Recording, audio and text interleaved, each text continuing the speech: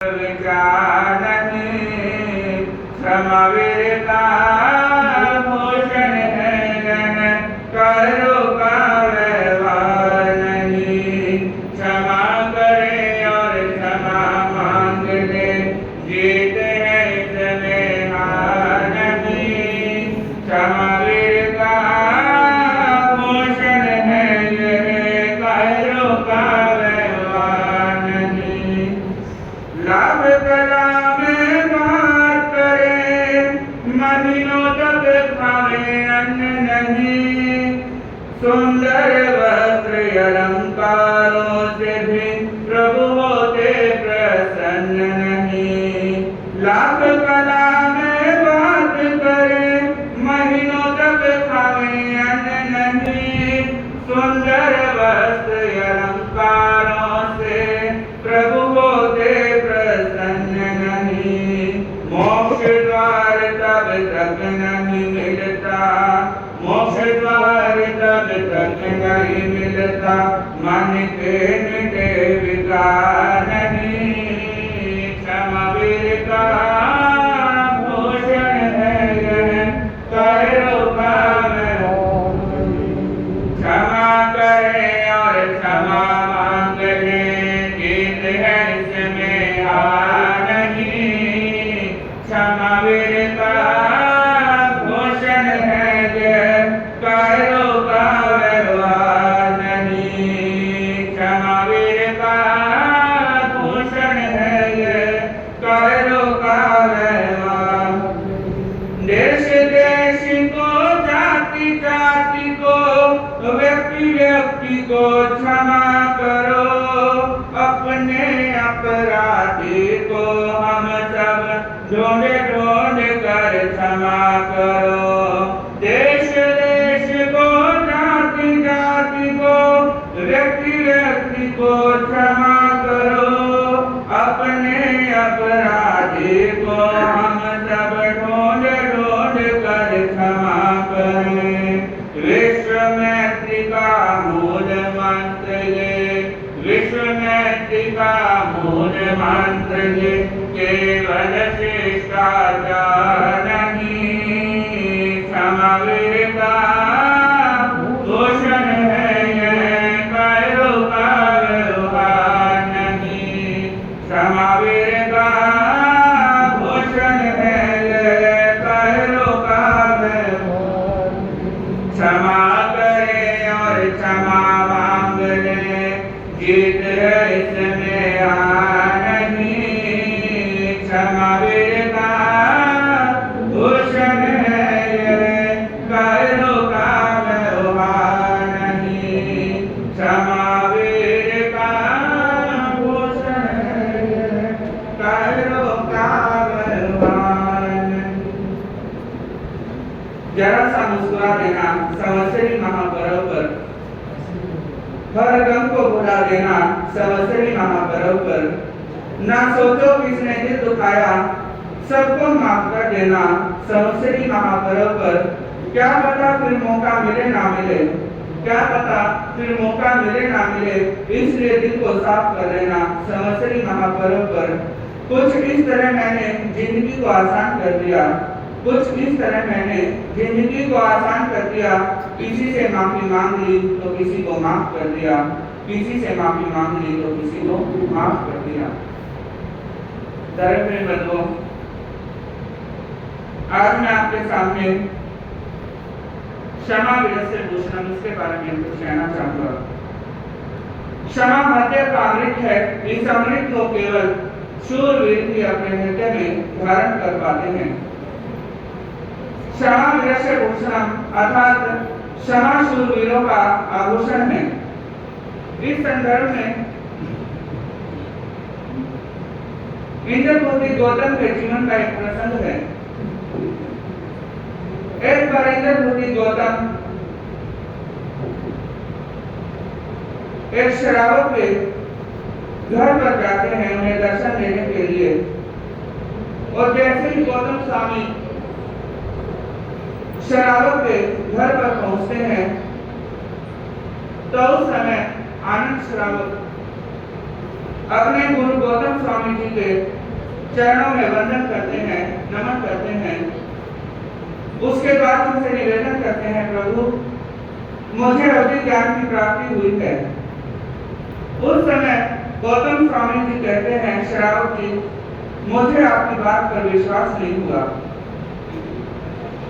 उस समय गौतम स्वामी कहने लगे कि आप श्रावक होकर झूठ बोल रहे हैं। तो आनंद श्रावक कहने लगे, गुरुदेव मैं झूठ नहीं बोल रहा हूँ, मैं सत्य बोल रहा हूँ। लेकिन तब भी गौतम स्वामी जी को विश्वास नहीं हुआ और वो वहां से लौट चले भगवान महावीर के श्री चरणों में और जाकर भगवान महावीर से कहने लगे कि भगवान क्या आनंद श्रावक को अवधि ज्ञान की प्राप्ति हुई है। उस समय भगवान महावीर स्वामी कहने लगे, हे गौतम आनंद श्रावक ने जैसा तुम्हारे सामने कहा है ठीक वैसे ही उन्हें अवधि ज्ञान की प्राप्ति हुई है। जिस समय गौतम स्वामी जी की शंका का समाधान हुआ उसी समय उठे गए 14 पुरव के धारी गौतम स्वामी वहां से लौट चलते हैं और श्रावक जी के घर पर पहुंचते हैं और उनसे क्षमा मांगते हैं। संत को देखकर श्रावक भी उनके चरणों में नतमस्तक होते हैं। यह भी उनकी महानता और यह भी उनकी समाशीलता। खंडीयम परिचय जिन्हें क्षमा से विषय पर विजय प्राप्त होती है। क्षमा ही मूलक सर्व तपस्नाम, समस्त तपों का मूल है क्षमा।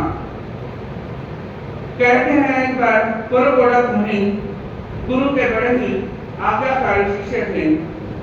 कदम कदम पर वो अपने इंगित आकार को ध्यान में रखते हुए चातुर्मासिक चतुर्दशी का शुभ अवसर आने पर गुरुदेव ने समस्त श्रावक समाज को, साधु समाज को आह्वान करते हुए कहा कि आज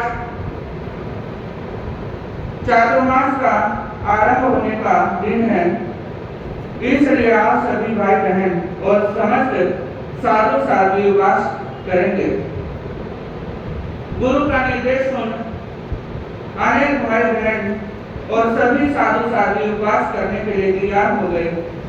लेकिन एक संत कुरकुलुक मुनि उपवास करने में असमर्थ थे, इसलिए गुरु के पास आए और हाथ जोड़कर विनय भाव से बोले, गुरुदेव मुझसा कायर व कमजोर इस साधु समाज में कोई नहीं होगा। उपवास की इच्छा होते हुए भी मैं उपवास नहीं कर सकता, अतः मुझे गोत्री की आज्ञा दें। यह सुनते ही गुरु को क्रोध का आवेश आ गया और उस समय कठोर शब्दों में लड़काते हुए गुरु कहने लगे, अरे बेटू एक दिन भी तुझसे उपवास नहीं होता। यह सब बातें उस समय वो मुनि सहन करते हैं और भिक्षा के लिए वहां से चल पड़ते हैं।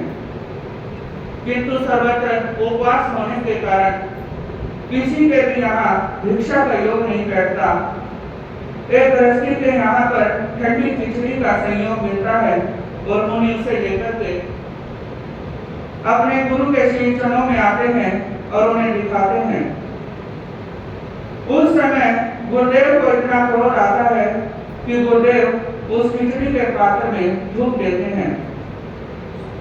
लेकिन मुनि क्षमा के झूले में झूलते हुए बोले, धन्य हैं गुरुदेव, आपके तप को धन्य है, आपकी साधना को धन्य है। जिस दिन मैं उपवास करूंगा, शांत स्वर रस का आस्वादन लेते हुए मुनि उस समय कमरे में गए और मन ही मन विचार करने लगे, आज तो बहुत ही अच्छा हुआ, भी का योग नहीं मिला था और गुरुदेव ने कृपा कर दी। ऐसा शुभ अवसर तो किस्मत वालों को मिलता है। इस तरह संभाव से उन्होंने खिचड़ी को मिलाना शुरू कर दिया और उसी समय उन्हें केवल ज्ञान की उत्पत्ति हुई। केवल उत्सव मनाने के लिए देव वहां पर आते हैं और कुरकुलक मुनि भी पुनः पुनः प्रशंसा करने लगे और वो शीघ्र ही अपने गुरु के श्री चरणों में जाकर अपने गुरुदेव को एक शुभ समाचार देते हैं और कहते हैं, गुरुदेव आपकी कृपा से मुझे केवल ज्ञान की उत्पत्ति हुई है उस समय गुरु ये बात सुनते हैं और अपने आप को धिक्कारने लगते हैं। बोले शिष्य, मैंने तेरा इतना अपमान किया लेकिन तूने क्षमा धर्म का परित्याग नहीं किया। तेरी आत्मा को बार बार धन्य है। समाजशील मनुष्य भी अपने जीवन पर उच्चतम विकास कर सकते हैं। अतः क्षमा महान धर्म है। क्षमा से बढ़कर अन्य कोई कुछ नहीं है। क्षमा लेना देना ये कार्य लोगों का काम नहीं, इसलिए भी बड़े दिल वाले इंसान ही क्षमा दे सकते हैं। वास्तव में क्षमा गुण महान होता है। क्षमा करने से दुश्मन भी अपना दोस्त बन जाता है, जिसमें उग्र का कोई स्थान नहीं, अहम के लिए कोई स्थान नहीं। अतः प्रेम और क्षमा से आप अपने दुश्मन को भी जीत सकते हैं। आज क्षमा मानी पर्व है। सर्वप्रथम मैं अपने गुरुदेव से क्षमा याचना करना चाहूंगा और उसके बाद आप सभी श्रावक श्राविकाओं से भी मैं क्षमा याचना करना चाहूंगा। अगर मेरे द्वारा किसी का भी दिल दुखा हो तो मेरी ओर से मैं क्षमा विक्रम। मन की आंखों से प्रभु का दीदार किया करो, कि मन की आंखों से प्रभु का दीदार किया करो। दोपहर का है अंधेरा, बस सुबह का इंतजार करो। क्या रखा है आपस के वैर में यारो, क्या रखा है आपस के वैर में यारो। छोटी सी है जिंदगी, बस हर किसी से प्यार करो। छोटी सी है जिंदगी, बस हर किसी से प्यार करो। इन्हीं भावनाओं के साथ आप सभी को क्षमा मानी पर्व की हार्दिक बधाई और शुभकामनाएं।